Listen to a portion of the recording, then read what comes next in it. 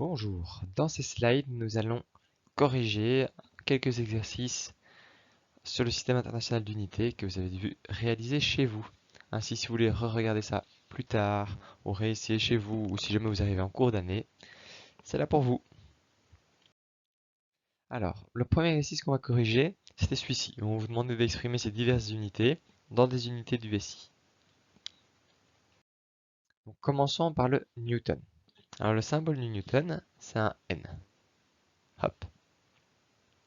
Alors, souvent, pour les unités, on met ça entre crochets. Et on aimerait bien exprimer ça en SI, donc en kilogrammes, en mètres, en ampères ou quoi. Pour ça, on va toujours se baser sur une formule.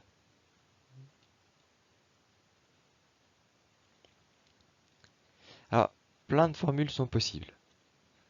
Nous, on va en choisir une qui nous parle.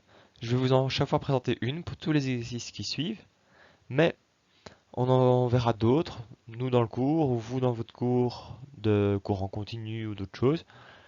Ici, je vais en prendre une qui est bien pour le cours de mécanique, c'est F égale M fois A. La force est égale à la masse fois l'accélération. Donc la force, c'est parfait. C'est comme on l'avait dit, c'est une unité. Le newton est l'unité de la force. La masse a comme unité le kilogramme. Et l'accélération a comme unité le mètre par seconde au carré. On sait donc qu'un newton, c'est des kilogrammes fois des mètres par seconde au carré. Grâce par exemple à la formule de la force est égale à la masse fois l'accélération. Le pascal maintenant. Alors le pascal, son unité, c'est écrit PA. Quelle formule vais-je pouvoir employer pour ça? Alors, il faut se rappeler, c'est quoi une pression? En fait, la définition est assez instinctive. Une pression, que je note P, c'est une force sur une unité de surface. Ma pression, comme on l'a dit, c'est des pascals. La force, on vient de le voir, ce sont des newtons. Et ma surface, des mètres carrés. On peut donc dire que le pascal, pardon, ce sont des newtons sur des mètres carrés. Là, on n'est pas encore au SI, parce que le newton, c'est pas une unité du SI, c'est une unité dérivée du SI, pas une des unités de base. Donc, on va s'entraîner, rappelons-nous, le newton, c'est de nouveau F égale ma, comme on l'a vu dans le slide précédent. Donc, c'est des kilogrammes fois des mètres par seconde carrée sur des mètres carrés. Et donc, si je simplifie ici mes mètres et que je réécris tout, j'ai donc des kilogrammes sur des mètres seconde carrée. Alors vous voyez que passer en unité du SI, ça permet de bien vérifier que c'est du SI, mais qu'on perd un peu la signification. Autant avec les newtons par mètre carré, c'est clair, on a une force sur une surface. Autant des kilogrammes par des mètres secondes carrés, ça ne dit pas grand-chose à quelqu'un. Mais c'est intéressant pour voir si certaines grandeurs sont semblables et sont bien du SI ou s'il y a des choses un peu louches dedans. Le bar. Alors un bar, ça c'est une définition. C'est égal à 10 exposant 5, donc 1 suivi de 5 zéros, pascal. Et les pascal, on venait de voir que c'était égal à, donc, à 10 exposant 5 newton par mètre carré, etc.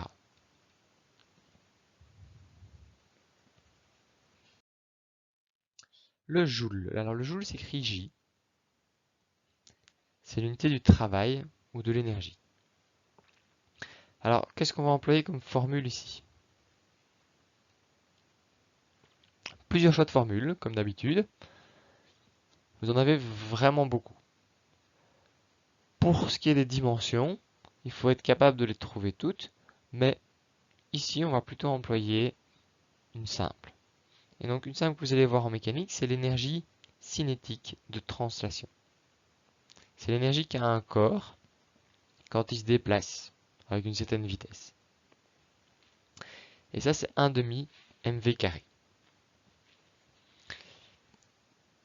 L'énergie, comme on l'a dit, ce sont des joules. 1 demi, mais c'est un nom, c'est sans dimension. Ici, j'ai une masse, des kilogrammes. Et ici, j'ai une vitesse. J'ai donc des mètres par seconde, mais cette vitesse, elle est mise au carré. Et donc, on voit que des joules, c'est des kilogrammes, mètres carrés sur seconde carré. C'est bien une unité dérivée du SI.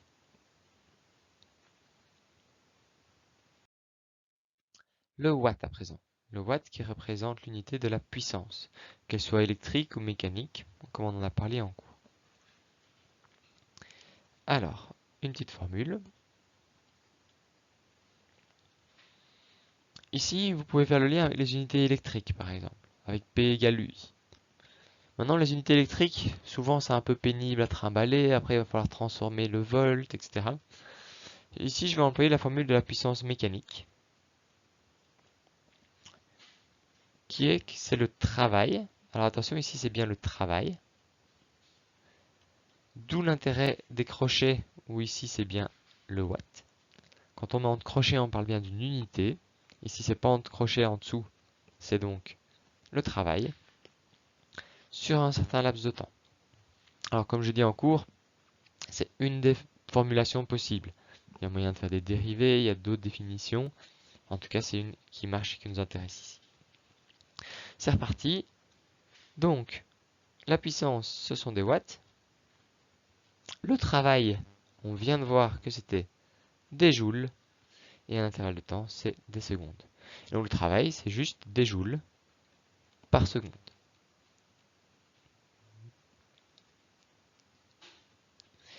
Et les joules, on venait de voir qu'on pouvait l'exprimer par exemple en 1 demi mv carré. Et donc c'était des kilogrammes fois des mètres carrés sur seconde carré. 1 demi m, la masse. Et puis ici, le mètre carré seconde carré, c'était v carré. Divisé par des secondes. Donc si je veux aller jusqu'au bout, j'ai des kilogrammes, mètres carrés sur seconde cube. Alors ceci a un intérêt dans l'analyse dimensionnelle, d'aller jusque là. On verra en cours un peu c'est quoi l'analyse dimensionnelle, très brièvement. Maintenant, rappelons que ce qui est surtout important pour vous, c'est de vous rendre compte qu'un watt, c'est des joules par seconde. Parce que si vous savez ça, en fait, vous connaissez une formule très importante qui exprime la puissance. La puissance, c'est quelle est l'énergie, par exemple, dissipée par seconde. Ou l'énergie fournie par seconde, en fonction du cas. Le Hertz. Alors, le Hertz, c'est une unité de fréquence.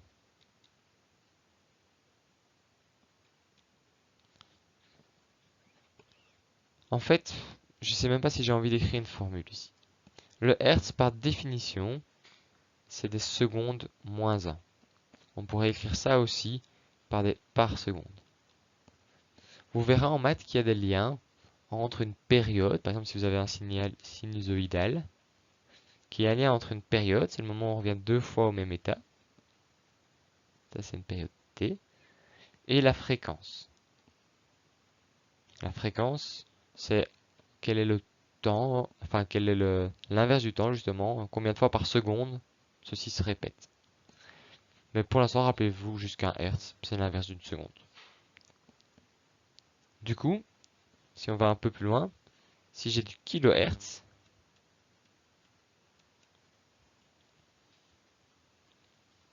ça veut dire quoi? C'est que j'ai 1000 fois quelque chose par seconde. Et donc c'est très rapide.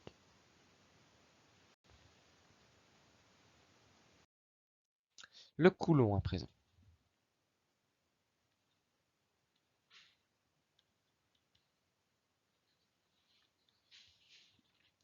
Le coulomb, il y a plusieurs manières de le définir. Ici, on va regarder une formule qui nous intéresse, qui dit que l'intensité du courant électrique, c'est défini un peu comme la charge qui passe dans un conducteur sur un temps delta t. Alors, encore une fois, il y a moyen de faire des dérivés et tout. Ici, on va rester des formules un peu plus simples. La charge, ça s'exprime en coulomb, justement. Coulomb, c'est l'unité de la charge. I s'exprime en ampères. Ben, ça tombe bien parce que l'ampère, c'est l'unité de base du SI. Et delta T s'exprime en secondes. Maintenant, moi ici, je viens juste de montrer qu'en fait, que des ampères, c'était égal à des coulombs par seconde. Ok, très bien, mais moi c'est les coulombs qui m'intéressent. Alors là, on va faire comme si on avait une équation. Je veux isoler mes coulombs, donc je veux dire mes coulombs sont là. C'est égal à mes ampères, et puis en faisant passer le second de l'autre côté, si je divise à droite, ça veut dire que pour l'enlever, je dois multiplier par des secondes partout. Et donc ici, je multiplie par des secondes. Mes coulombs, c'est donc égal à des ampères fois des secondes, des ampères secondes. Le volt. Alors, il y a plusieurs manières de définir le volt. Par exemple, enfin de définir, il y a plusieurs formules qui impliquent le volt. Ici, je vais employer celle dont on avait déjà un peu parlé oralement, mais que je n'ai pas montré. P égale UI. La puissance dans un circuit électrique, donc ça je vais l'écrire puissance élec. Ici j'ai donc des watts. Ici j'ai donc des ampères. Et là j'ai mes fameux volts. Oui, je me suis arrangé pour employer des unités que je connaissais déjà. L'ampère, c'est l'unité de base du SI. Et le watt, on en a déjà bien parlé. Donc si je fais un peu de mathématiques, ici on voit que pour isoler mes volts, ça va me donner des watts par ampère. Mais on a vu que les watts, c'était des joules par seconde. Et là, vous voyez qu'on peut commencer à s'amuser un peu dans tous les sens. Typiquement, ici, j'ai donc des joules sur des ampères secondes. Les ampères secondes, on avait vu que c'était la définition d'un coulomb. Et donc, il y a une formule qui pourrait avoir que la puissance, c'est égal à quelque chose ici qui va être un travail, une énergie sur une charge. Alors, je ne vais pas en parler plus, mais cette formule existe. Ça, c'est un peu le pouvoir de ce qu'on appelle l'analyse dimensionnelle. Maintenant, nous, notre but, c'était juste de rendre ça en SI. Et donc, rappelez-vous, les joules, on avait dit que c'était des kilogrammes fois une vitesse au carré. Donc, m carré sur une seconde carrée sur des ampères secondes. Et donc, si je m'amuse à terminer vraiment à 100% cet exercice-ci, j'ai des kilogrammes mètres carrés sur des ampères seconde cube. Voilà, ça c'est pour vous convaincre que le volt, qui est a priori une unité vraiment d'une différence de potentiel électrique, qui a l'air d'avoir rien à voir avec des kilogrammes, des mètres, il y a moyen de l'exprimer avec les unités standards du SI. Et donc pas besoin de les ajouter dans les SI. Rien qu'avec l'ampère, le kilogramme, le mètre et la seconde, on s'en sort. C'est un peu l'idée d'axiome. En maths, on peut définir des axiomes qui disent, ok, si je définis ces règles-là, il n'y a pas besoin d'en définir plus, ça suffit. Et bien ici, c'est un peu la même chose. Si je définis ces unités-là, a priori, on arrive à exprimer toutes les autres. L'ohm, qui se note par un oméga majuscule en grec. Alors, une formule dont j'ai vraiment envie d'employer depuis le début, c'est U égale RI. Une formule assez connue, qui fait le lien entre la différence de potentiel, la résistance, par exemple, dans un fil ou dans une résistance, fois l'intensité du courant électrique. Pourquoi je ne l'ai pas employé plus tôt? Parce qu'ici j'avais le volt comme inconnu, mais maintenant je viens de le définir juste avant. Ici j'ai des ampères, et ici j'ai des ohms. Et donc mon ohm, c'est des volts par ampère. Alors je laisserai un peu le cours d'électricité vous expliquer à quoi ça correspond, qu'est-ce que ça implique. Mais ici je veux juste vous dire que l'ampère c'est une unité ici, et le volt, ben, on vient de montrer ce que c'est.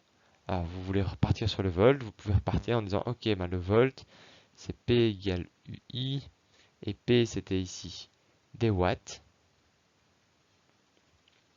c'était des ampères. Et donc ici, mon volt, c'est des watts par ampère. Donc ici, je vais avoir des watts par ampère sur des ampères. Donc ici, pour l'instant, j'ai des watts par ampère carré. Etc., etc., etc.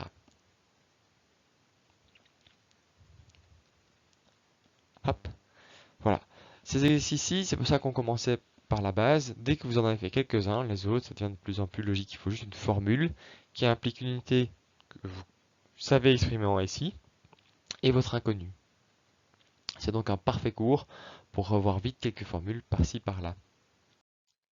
Le degré Celsius. Alors,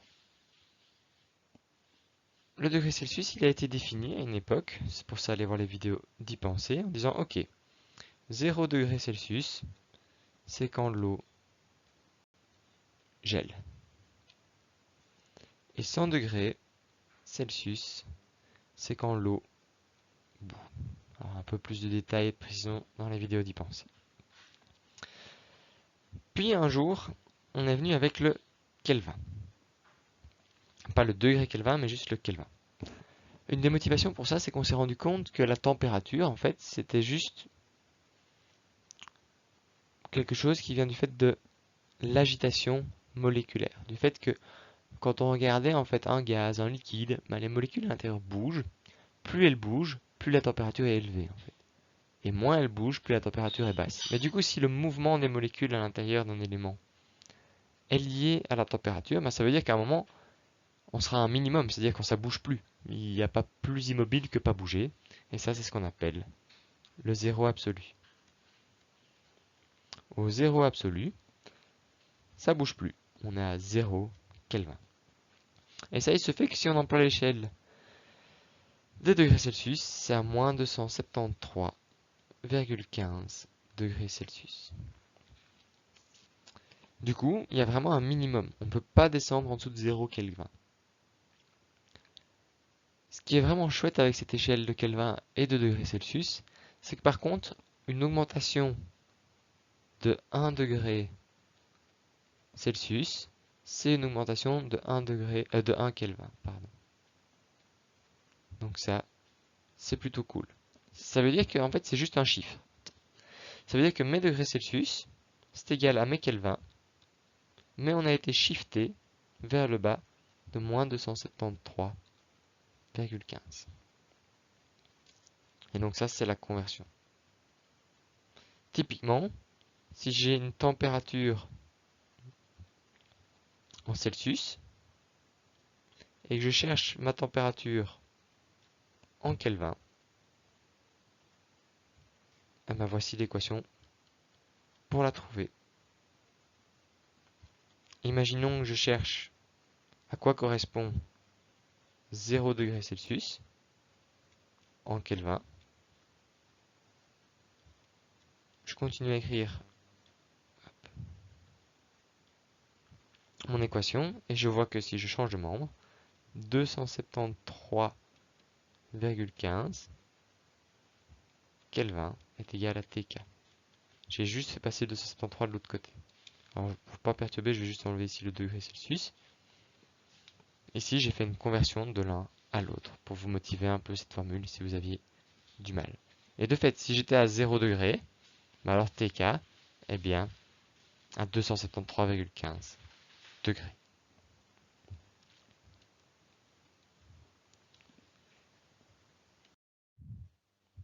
L'heure, bon, là je pense qu'on va pas la faire très longue. Une heure, c'est égal à un certain nombre de secondes, et il en faut 3600.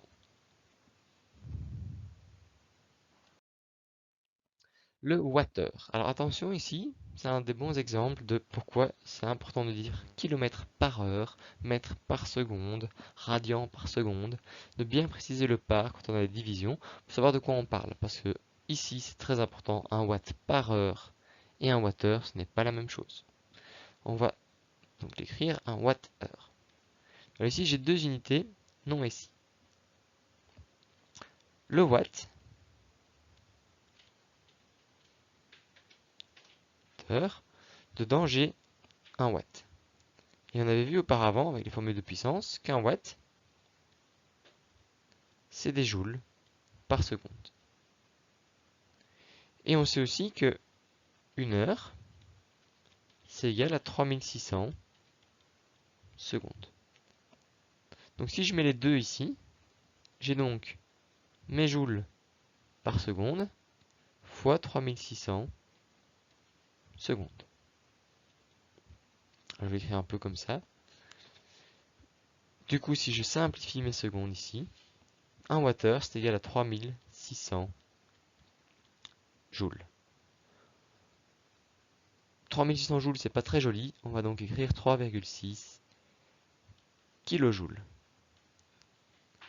Et en fait, l'unité qui est beaucoup plus employée, c'est le kilowattheure. C'est-à-dire ça, c'est égal à 10 exposant 3 à 1000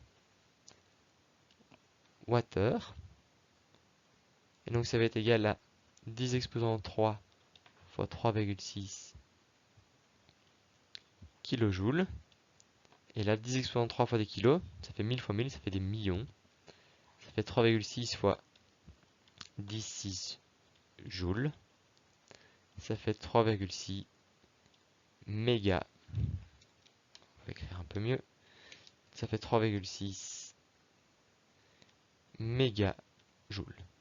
Alors je me suis amusé ici à triturer un peu tout, mais vous devez être vraiment à l'aise avec ça. Passer du kilo à la puissance, dire que 10 exponent 6 c'est des mégas, etc. Le kilowattheure est très employé. Je laisse le soin en cours d'électricité de vous expliquer un peu pourquoi. Mais en tout cas, ici c'est clair que le kilowattheure est une unité d'énergie ou de travail. C'est des joules. Je ne vais pas plus loin parce que voilà, on a déjà démontré comment passer aux joules. Ceci clôture le premier exercice. Deuxième exercice que nous vous demandions, c'était de maintenant transformer ces unités pour enlever en priorité les préfixes, les kilos, les micros, etc. Et tant qu'à faire, refaire un exercice pour repasser au SI.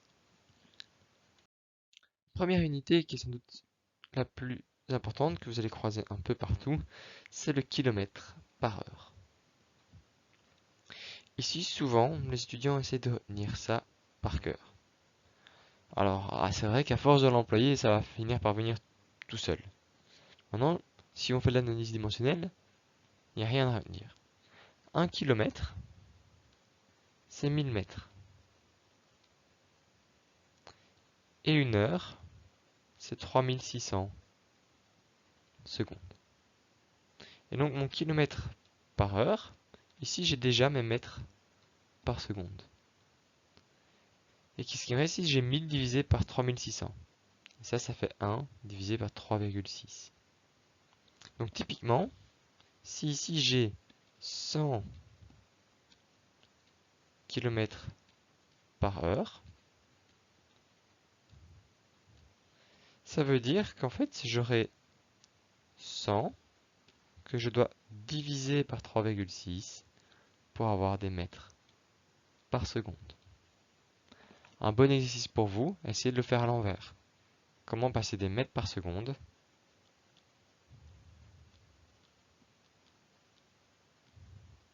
au kilomètre par heure.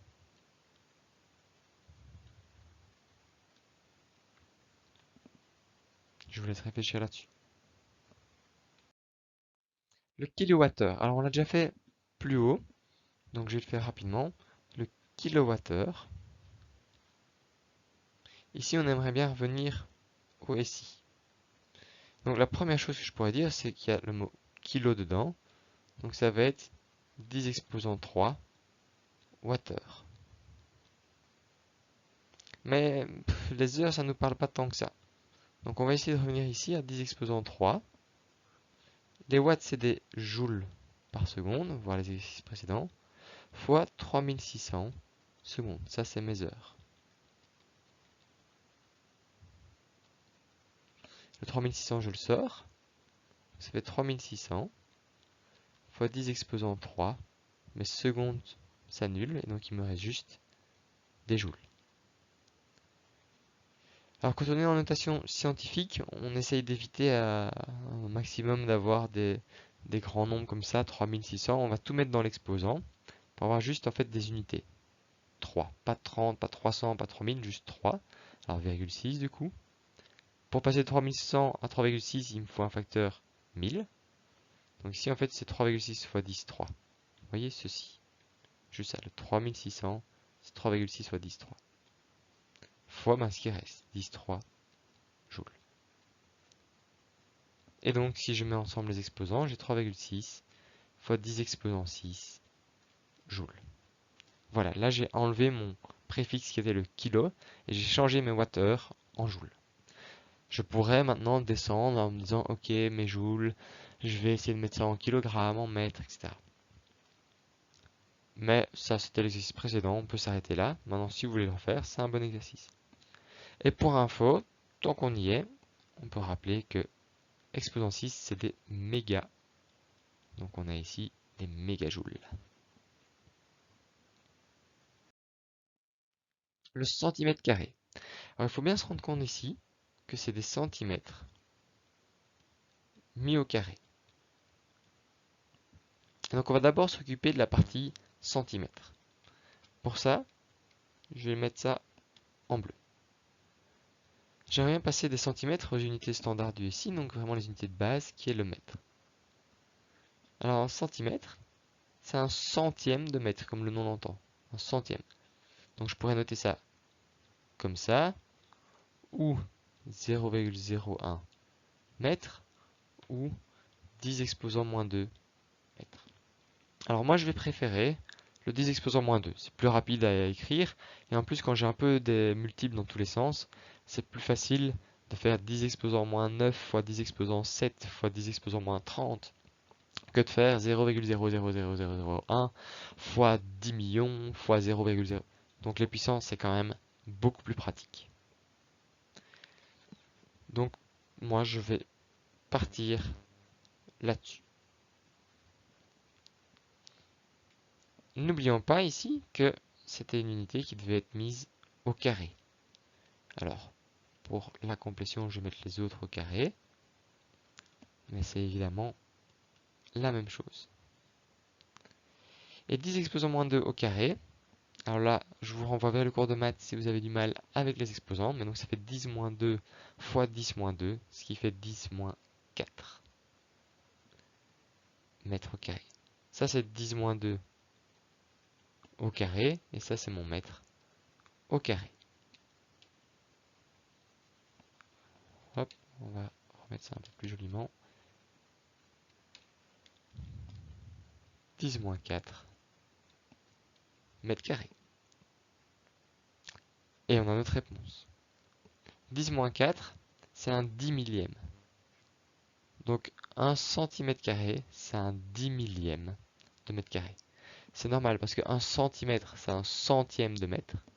Mais ici, comme j'ai un carré, j'ai ici 1 centième de mètre fois, de nouveau, 1 centième de mètre, puisque c'est un carré. Et donc 1 centième fois 1 centième, ça me fait un 10 millième. Les grammes par centimètre cube. Alors ici, c'est le même jeu. Premièrement, j'aimerais bien arriver au kilogramme. Alors 1 gramme, c'est combien de kilogrammes? C'est 10 exposant moins 3 kilogrammes. C'est un millième de kilo. Mes centimètres, on va de nouveau maintenant mettre ça en parenthèse, donc ça va être des centimètres au cube. Donc ça me fait 10 moins 3 kilogrammes. Les centimètres, on vient de voir que c'était 10 moins 2 mètres, mais je devais mettre ça au cube. Vous voyez pourquoi ici, je recommandais à l'exercice précédent d'employer les puissances. Donc j'ai ici 10 moins 3 kilogrammes.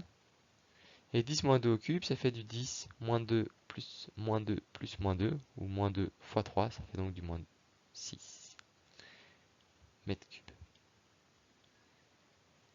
Alors comme je sais que les maths, on reprend doucement, je vais aller étape par étape. Mon 10 moins 3, il reste là. Mon 10 moins 6, j'aimerais bien le remettre au numérateur. Quand il passe d'en bas pour remonter vers le haut, son signe s'inverse. Donc ça devient 10 exposant 6 kg par mètre cube. Et quand on a un produit de même base, 10 exposant moins 3 fois 10 exposant 6, la base est la même, c'est 10. On peut juste sommer les exposants. Donc ça fait 6 moins 3, ça fait donc 3. Donc ça fait 10, 3 kg par mètre cube. Donc ça a l'air de rien, hein, si on vous parle de densité qui est juste 1 gramme par centimètre cube, ça a l'air tout petit. En fait, c'est quand même 10 exposant 3 kg par mètre cube. Et ça, si je vais un peu plus loin, en fait, c'est une tonne par mètre cube. Alors attention, évidemment, ça ce sont les unités du SI. Mais c'est toujours bien de faire un peu des liens. 1 gramme par centimètre cube, ça correspond à une tonne par mètre cube. L'hectopascal. Alors, hecto, c'est pour 10 au carré, pour 100 fois. C'est 100 fois des pascals. Et pour rappel, des pascals, c'est des newtons par mètre carré. Et on pourra aller plus loin de nouveau avec les newtons, etc. Le hectopascal, il est souvent employé pour dire que la pression au niveau de la mer, c'est 1013 hectopascales. Ce qui correspond à 101 300 pascal et donc newton par mètre carré. À propos de pression, on a le newton par centimètre carré. Alors le newton, je ne vais pas m'amuser à le transformer. Par contre, si je veux comparer des chats avec des chats, ici il me faut des mètres carrés. Et donc c'est le même jeu que d'habitude. 1 cm c'est 10 exposant moins 2 mètres que je mets au carré. Et donc ceci, ça me donne quoi? Ça me donne des newtons par mètre carré sur 1 fois 10 exposant moins 4. Alors je vais repasser le 10 exposant moins 4 au-dessus, ce qui fait donc 10 exposant 4 newtons par mètre carré.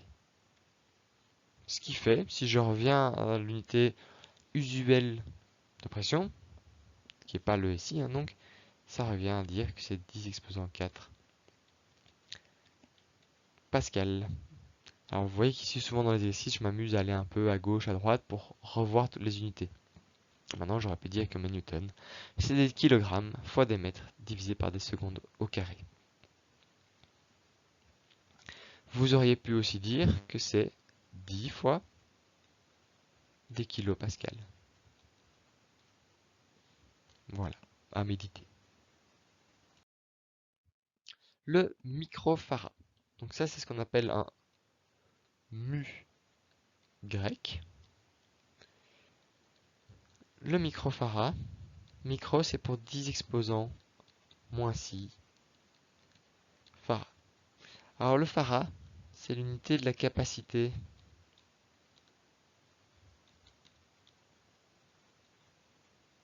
électrique. Alors la formule pour le farad, on ne vous demande pas de la connaître, mais comme ça vous le savez,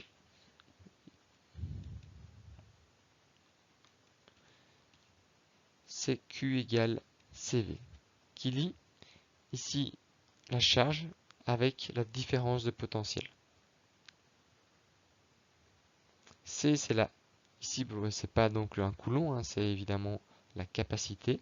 Donc là, les unités, la charge, c'est en coulomb, justement.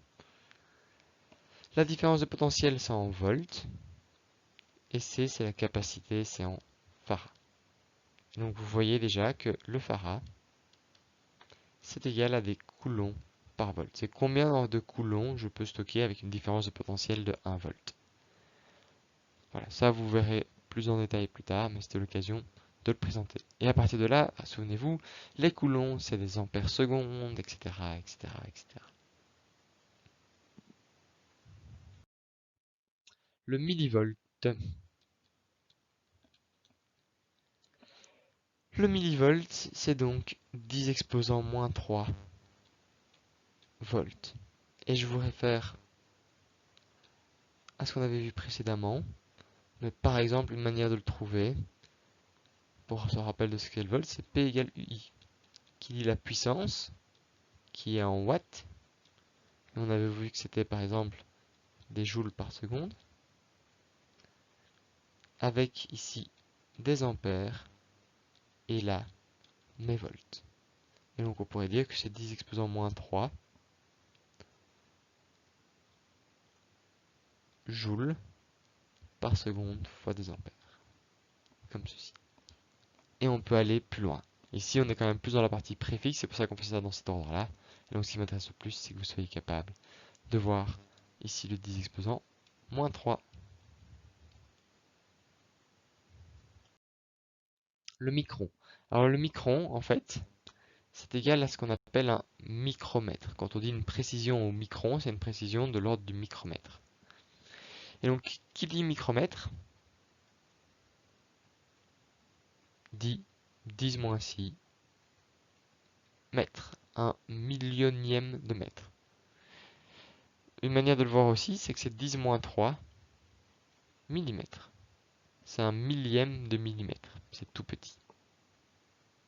Alors évidemment, le SI sans suffixe, c'est celle-ci.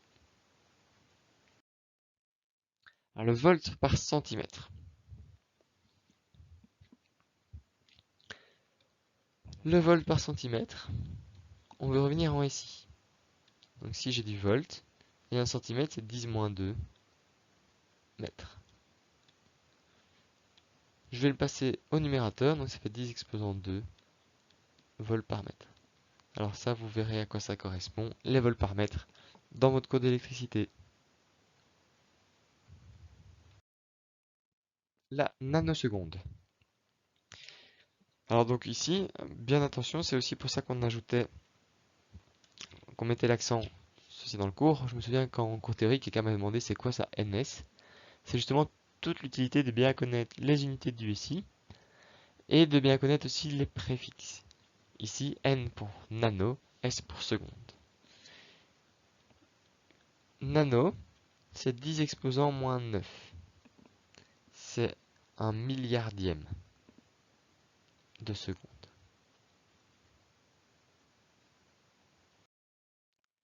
Ici, on a des gigaoctets. Alors, l'octet, c'est une unité que vous verrez dans le cours d'initiation à la programmation. Je ne vais donc pas en parler ici, mais ce n'est pas une unité liée au SI, ce n'est pas au système de poids et mesure. Tout ce qui est ici, c'est poids et mesure. Alors, l'octet, c'est plus une unité de stockage en informatique. Et donc ici, on va juste dire que un gigaoctet, les gigas, c'est après les mégas, c'est donc les milliards, c'est 10 exposant 9 octets. Et je vais l'écrire en toutes lettres. Alors vous voyez ici qu'en français, j'ai écrit octet avec S, parce que j'en ai plusieurs. Par contre, évidemment, dans les unités, quand on met juste le symbole, c'est un symbole. Il n'y a pas de S qui vient de s'ajouter. Et donc typiquement, le symbole de la minute, c'est min. Et si vous avez plusieurs minutes, vous n'allez jamais m'écrire mins avec S, évidemment. Alors, le litre, le décilitre et le millilitre. Ça, c'est une partie importante. Ce sont tous des volumes. Donc, si on veut les exprimer en ici, c'est le mètre cube. Alors, pour ça, je vais vous recommander de repasser par la BAC. J'ai ici 1 mètre cube. 1 mètre cube, c'est combien de décimètres cubes? Alors, je vais d'abord transformer mon mètre en décimètre. 1 mètre, c'est 10 décimètres, que je mets donc au cube. Et donc 1 mètre, c'est égal à 10 exposant 3 décimètres cubes, à 1000 décimètres cubes. Donc je vais refaire un petit abac, c'est égal à 1000 décimètres cubes. Et ainsi de suite. En fait, j'aurai chaque fois des facteurs de 1000. Donc si je veux descendre au centimètre cube, il y aura de nouveau 3 zéros. 1 mètre cube, c'est égal à 10 exposant 6 cm3. Et le litre dans tout ça. Alors 1 litre, c'est égal à 1 décimètre cube. Donc ici j'ai 1 litre égale 1 décimètre cube. Alors comment le savoir? C'est du par cœur. Maintenant il y a une manière très simple de s'en souvenir. C'est que 1 mètre cube, c'est un volume d'eau d'1 mètre sur 1 mètre sur 1 mètre. 1 litre, ça rentre jamais dedans. Un décimètre cube, c'est 10 cm sur 10 cm sur 10 cm. Ça a plus la taille d'un litre. Et à partir de là, on peut tout faire. Typiquement, un décilitre, c'est un dixième de litre. Donc ici, si j'ai 1, si j'ai 1 décilitre, ça c'est égal à 10 exposant moins 1 litre. Donc en fait, dans mon abac, ça vient ici. Là, j'ai mon décilitre, là, j'ai le centilitre, et là, j'ai le millilitre. Et donc, on voit ici que 1 millilitre, c'est égal à 1 cm3. 1 millilitre égale à 1 cm3. 1 litre est égal à 1 décimètre cube. Et donc je vais les encadrer ici. Voilà, il n'y a jamais de honte à refaire une petite abac si ça vous aide. Si ça ne vous aide pas, débrouillez-vous comme vous voulez, mais j'espère qu'au moins ainsi, je vous aurai convaincu. Alors T, c'est pour la tonne. Donc une tonne, là je pense rien vous apprendre si je vous dis que c'est 1000 kg ou 10,3 kg. Alors on pourrait en soi, ce serait logique de dire que c'est 1 mégagramme. Mais vous serez d'accord avec moi que vous avez jamais entendu ça et que personne ne dit ça a priori. Alors, ATM, c'est l'abréviation de atmosphère.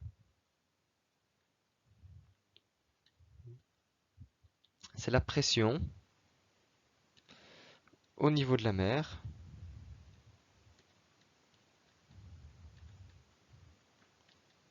à 15 degrés Celsius.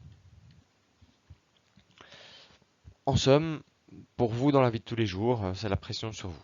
Sachant que ça varie, mais avec la précision à laquelle vous ressentez au corps humain, vous ne sentez pas s'il y a plus de pression sur vous ou pas. Et donc une ATM, c'est égal à 101 325 pascal. Et là, on peut s'amuser. Souvent, on donne ça comme 1013,25 hectopascal. Ici, je vous laisse un peu réfléchir pourquoi, mais hecto, c'est fois 100. Et on peut aussi exprimer ça en bar. Alors, un bar, rappelez-vous, c'est 10 exposant 5 pascal. Donc ici, mes 10 exposant 5, là, j'ai mes 5 chiffres. Et donc, ça va être 1,01325 bar. Et là, vous vous rendez compte, quand je vous avais dit en cours que 1 bar, c'est très très proche de la pression atmosphérique, sauf que ça a l'avantage d'être tout beau avec que des zéros. Ben, vous voyez que voilà, c'est proche à 1% près de la pression atmosphérique au niveau de la mer à 15 degrés. Le tour par minute. Donc TR, c'est pour tour par minute.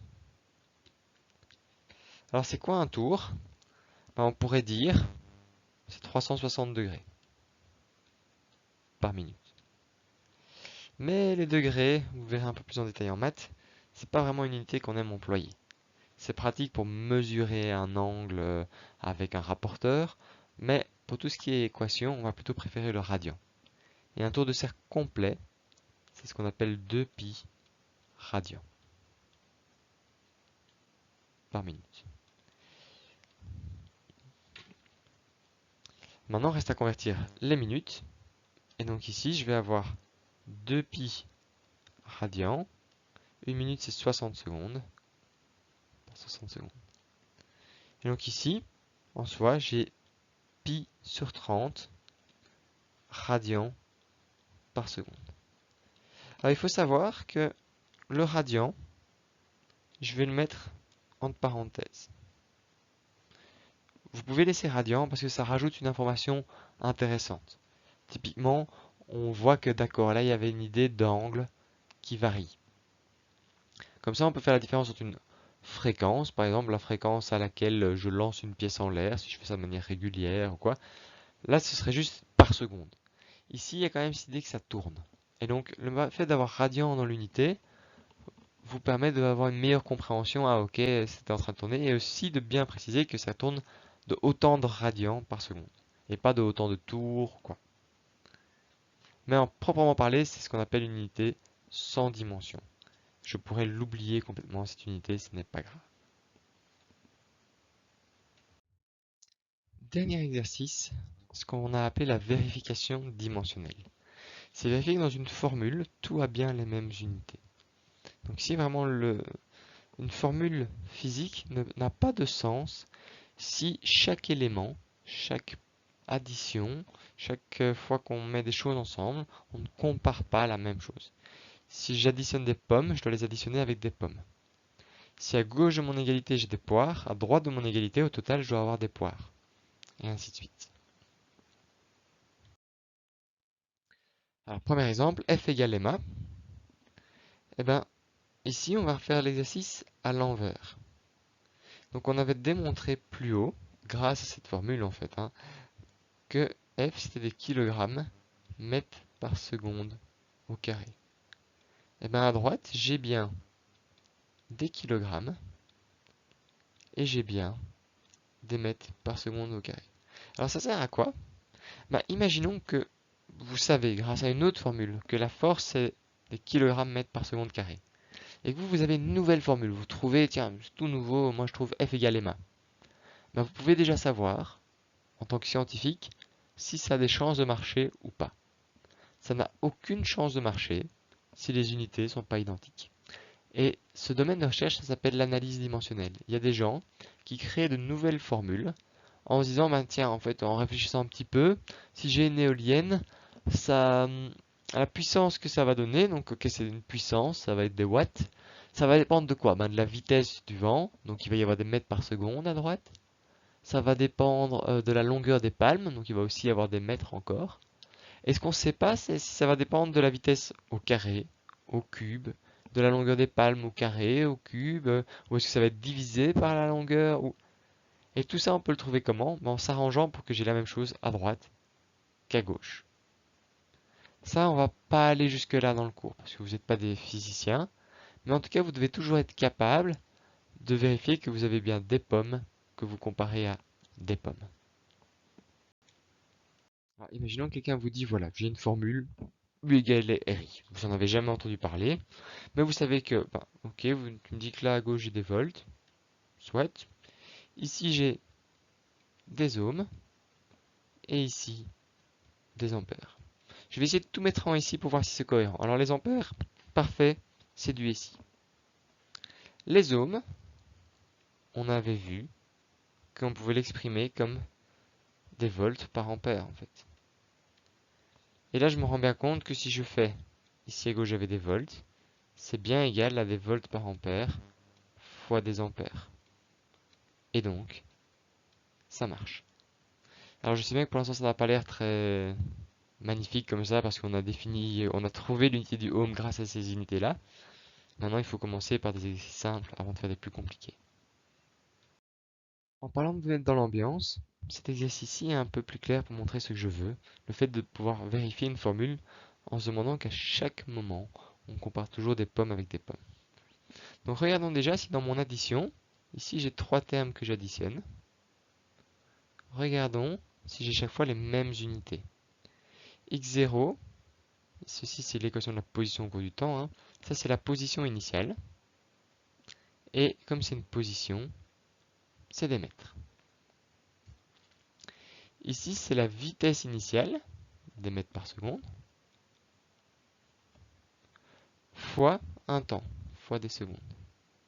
Et ici, j'ai un demi, ça n'a pas d'unité, j'ai une accélération, c'est des mètres par seconde carré, fois le temps au carré.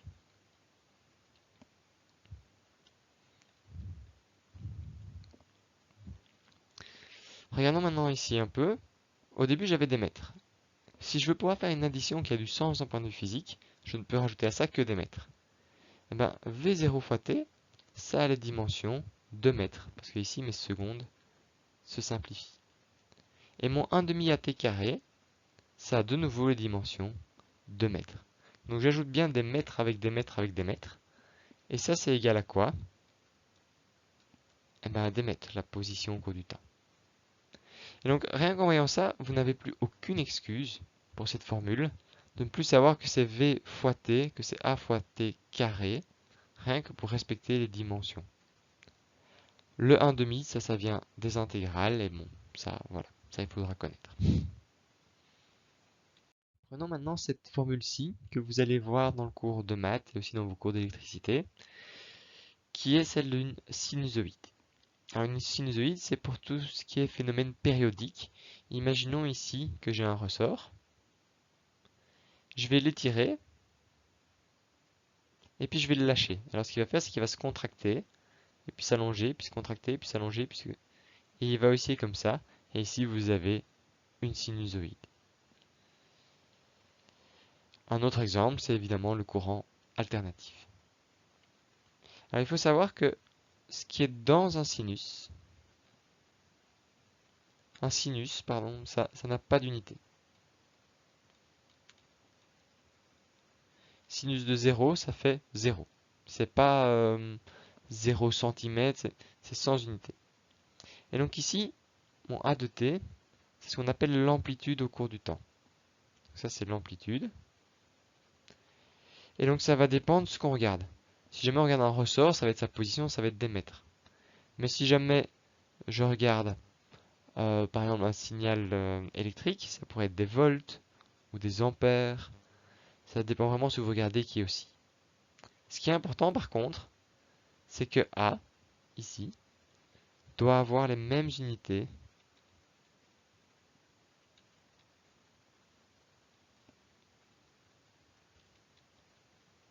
que le A de t de l'autre côté.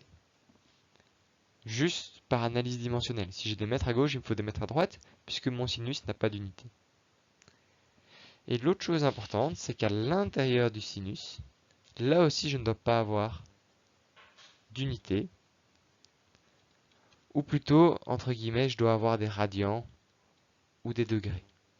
Mais comme je vous dis, ce ne sont pas vraiment des unités physiques, mais plus une manière de subdiviser un cercle. Voilà, bon, ça c'est des détails dans lesquels on ne va pas trop rentrer.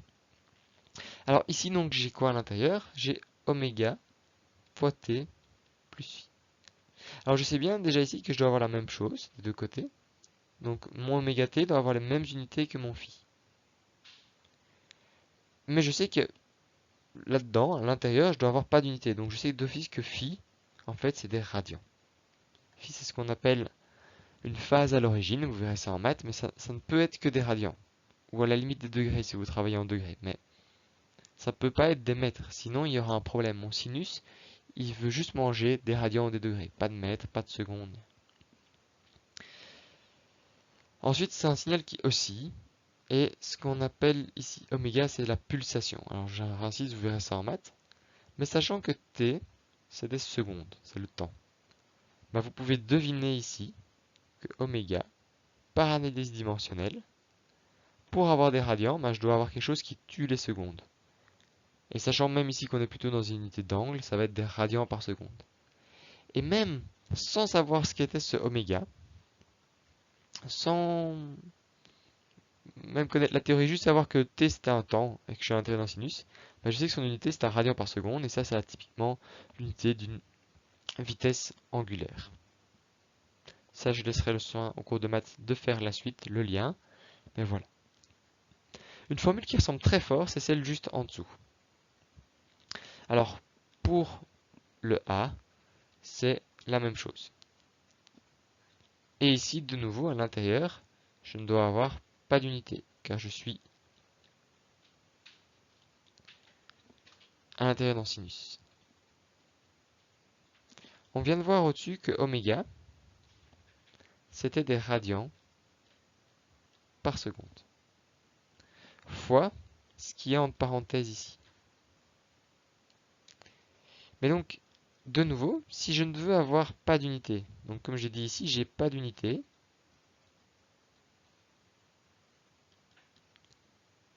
qui doit être égal à des radians fois seconde fois quelque chose, ben donc ici je dois avoir d'office des secondes. Alors pour être plus exact, je vais mettre plutôt ici des radians, pour bien préciser qu'on est à chaque fois avec des angles, même si comme je vous l'ai dit, ce n'est pas nécessaire. Et donc là je sais que mon t, ben c'est des secondes, et du coup ici le phi, ça c'est une lettre grecque qui s'appelle phi, c'est le déphasage temporel. Et rien qu'avec l'analyse dimensionnelle, on voit qu'on a deux formules en fait que vous verrez en maths qui font la même chose. Mais dans un cas, le phi en haut, avec la barre, en fait c'est deux phi, deux manières différentes d'écrire un phi. Le phi en haut que vous voyez, c'est ce qu'on appelle la phase à l'origine. Et ça se met en radians. Et en bas, vous avez ce qu'on appelle le déphasage temporel, c'est en secondes. Vous verrez en maths plus ce que c'est. Mais voici un des exemples de l'utilité de l'analyse dimensionnelle. Pas besoin de réfléchir vraiment, ah mince, c'était lequel, dans quel cas. Avec l'analyse dimensionnelle, on voit tout de suite qu'en bas, j'ai vraiment besoin de secondes, donc ça va être un déphasage dans le temps. En haut, j'ai besoin de radians, ça va être un déphasage dans les angles.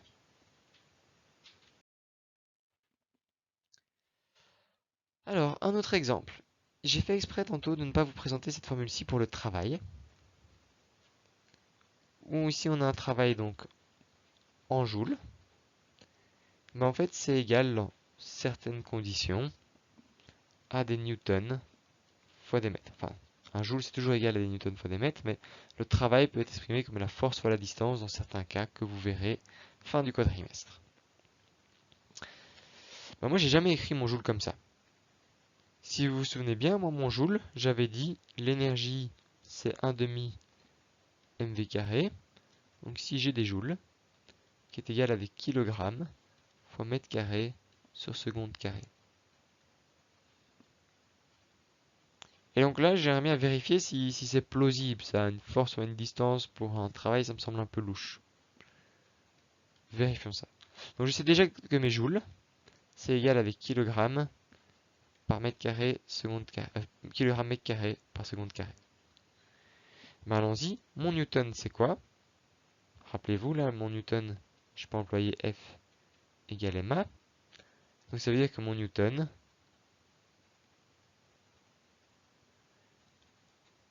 je peux l'exprimer comme des kilogrammes mètres par seconde carré. Donc ici, j'ai des kilogrammes mètres par seconde carré fois des mètres. Et ça, c'est bien égal. On peut donc se dire, peut-être que cette formule n'est pas juste, alors je peux déjà vous dire qu'elle est juste dans certaines conditions, mais en tout cas, dimensionnellement,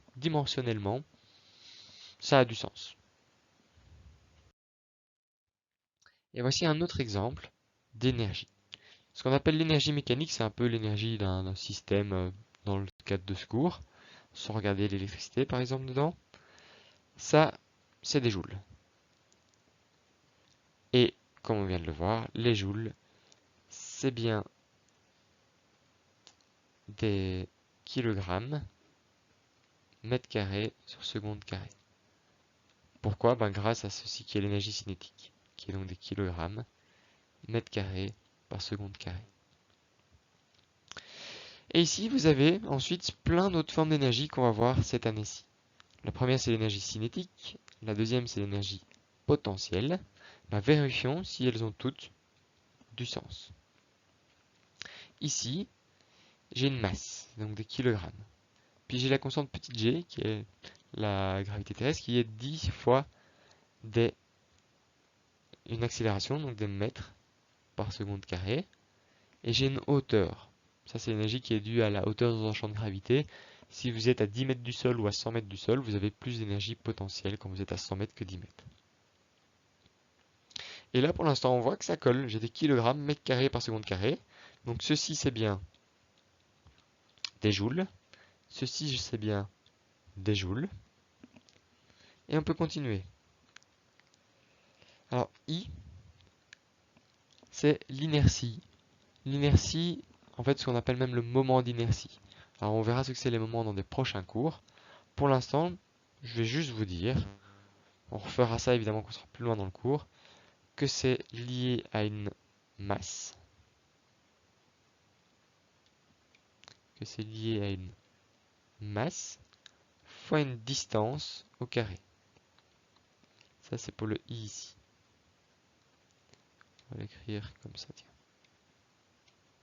C'est lié à une masse fois une distance au carré. Ça, c'est ici. Et le oméga, c'est ce qu'on discutait tantôt, c'est la vitesse angulaire. Donc c'est des radians par seconde au carré. Et donc ici, j'ai bien des kilogrammes mètres carrés par seconde carré fois des radians. Et c'est là, on voit tout l'intérêt du fait de dire que les radians, c'est pas vraiment une unité. Ça va pas changer mon analyse dimensionnelle. À la limite, on peut dire que c'est une unité sans dimension. Et donc pour l'instant, ici, cette formule-là, ça colle aussi. Donc quand je vous la présenterai dans le cours, vous savez que dimensionnellement, ça colle. On en reparlera à ce moment-là quand on aura vu un peu plus ce que c'est que le moment d'inertie. Ensuite, ceci, 1 demi x carré, c'est ce qui est lié à un ressort. X, c'est à quel point on a tiré fort ou pas le ressort, donc ça va être une position des mètres carrés. Et K, c'est quelle est la force nécessaire pour tirer un ressort. D'accord? Ouais, d'accord, vous savez pas trop me répondre. Donc K, c'est quelle est la force nécessaire pour tirer un ressort. Donc il faut une force pour le tirer d'un certain nombre de mètres. C'est des newtons par mètre. Et donc ici, si je simplifie, ça fait newton fois mètre. Ah ben tiens, ça c'est ce qu'on avait tantôt, où le travail c'était égal à la force fois la distance. Et donc ceci en fait c'est bien des joules. Voir slide précédent. Ou voir ce qui est juste après ici, le F fois D, où ça on vient de montrer que c'était égal à des newtons fois mètre, et donc à des joules. Et on voit bien ici que toutes ces formules qui emploient des valeurs, des grandeurs différentes, au final, donnent toutes des joules. Elles sont donc toutes liées à l'énergie. Et c'est ce qui est un peu magique avec ces formules. Alors, F égale ma, en fait, peut être écrit différemment. Ceci, c'est une version plus complète, on va dire, de F égale ma. C'est quoi? C'est la dérivée de la quantième V par rapport au temps.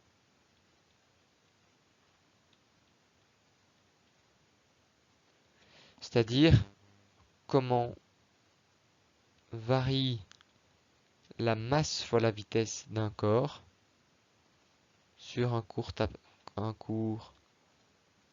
laps de temps.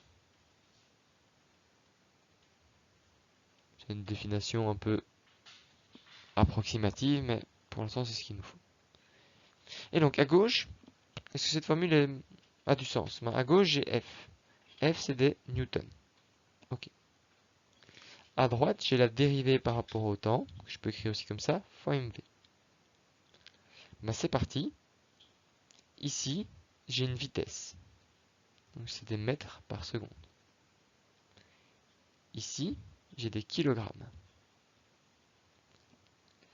Et bien quand on dérive, ça a aussi des unités. Le d en haut, ça veut juste dire qu'on dérive ce qui se passe, mais en bas, on voit que c'est le dérive par rapport au temps. Et donc ici, on voit que c'est au dénominateur, donc ça va être des par seconde.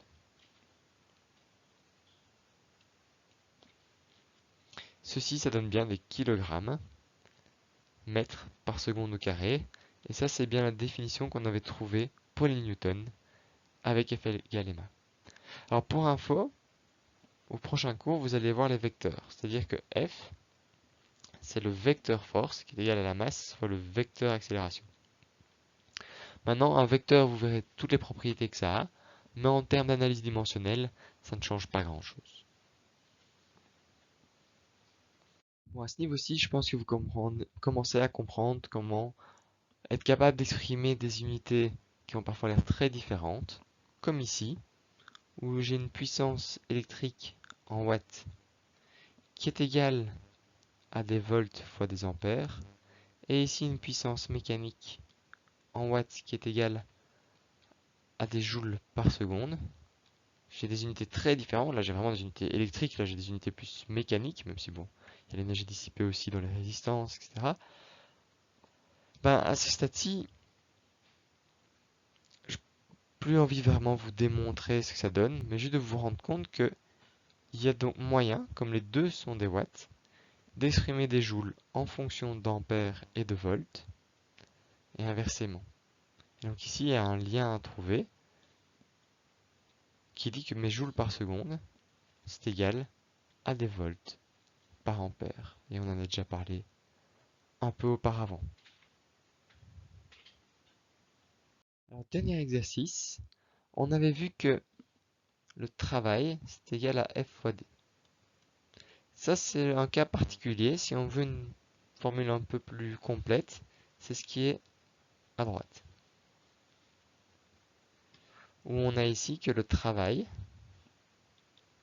c'est l'intégrale du produit scalaire, voire prochain cours sur les vecteurs, entre le vecteur force et un vecteur déplacement. Alors, c'est pas mon but de vous expliquer maintenant cette formule, mais ce qui m'intéresse, c'est de regarder les dimensions. Ici, j'ai un travail, ce sont des joules. Et ça, c'est égal à quoi? Eh bien, ici, il n'y a pas à se décontenancer. J'ai une force, c'est des newtons. J'ai un déplacement. Un déplacement, ça va se donner en mètres. Et après, peu importe que ce soit des vecteurs, peu importe qu'il y ait un produit scalaire, et peu importe qu'il y ait une intégrale, j'ai juste mes dimensions comme ceci. Et donc on retombe bien sur ce qu'on avait montré une autre fois, que des joules, c'est des newtons fois des mètres. Alors là, encore une fois, si on a envie, on peut s'amuser à repasser au SI des deux côtés. Voilà qui conclut cette partie d'analyse dimensionnelle. J'aimerais bien réinciter sur le fait que vous devez être capable d'appliquer ça dans vos formules, de passer de l'un à l'autre, d'être très à l'aise avec les préfixes. Maintenant qu'on ne va jamais vous demander à l'examen, soit un farad, donnez-le moi juste en unité de base du SI. C'est pas le but du cours, mais on doit pouvoir tout le temps vous demander dans le cours, tiens, voici une nouvelle formule. Dimensionnellement, ça vous semble bien? Ou est-ce qu'il faudrait peut-être un carré quelque part ou quoi? Voilà.